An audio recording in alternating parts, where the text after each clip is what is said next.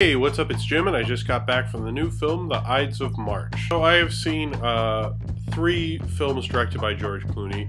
The kind of quirky indie mistake that was Confessions of a Dangerous Mind, and the 2/3 of a good movie that was Good Night and Good Luck.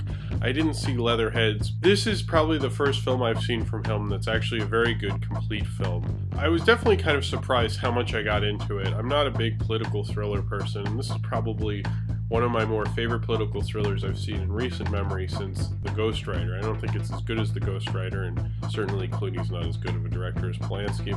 A campaign manager played by Ryan Gosling, who finds out a political scandal about the presidential candidate he is the campaign manager of, and the presidential candidate is played by George Clooney. It also stars with a great cast with Philip Seymour Hoffman, Paul Giamatti, Marissa Tomei, and Evan Rachel Wood, as well as Jeffrey Wright.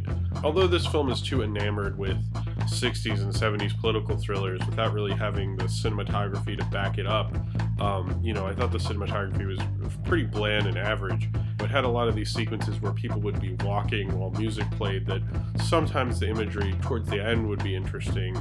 Only in a few places. A lot of the imagery was kind of bland and didn't really go anywhere, which I think is to this film's detriment. It was a perfect length, which I never really see that much anymore. I feel like everything I see, I'm like, well, it was too long. But in this film's case, I actually saw a very tight film. It just wasn't a very great film, but it was a very tight movie. A good third act can really punctuate the rest of the film, and this film is almost the reverse of modern films. I feel like at the beginning, like when you find out what the scandal is, which is so obvious that if you have half a brain and know anything about politics in the post-Clinton era, it's just kind of a pathetic scandal, it's like, oh, okay, of course.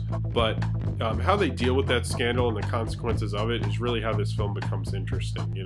It takes it a while to get to the part where it becomes very good, and it definitely shows a lot of growth in George Clooney's directorial career. George Clooney's speeches, when I see a Tarantino movie like Inglourious Basterds, and some of the dialogue is like, oh, Tarantino, it's like these people who love movies, and you hear them talk about movies, and this is just totally something he's into. In this film, I feel like it's even worse, because that George Clooney is very politically connected, and that he's done things with politics, and I feel like they're almost a little too obvious for him to do. I wish he had maybe done something a little more with the presidential candidate, rather than just do George Clooney's dream presidential candidate, who has is a little morally bankrupt. I would have preferred if it had been maybe somebody who's a little different than what he's used to.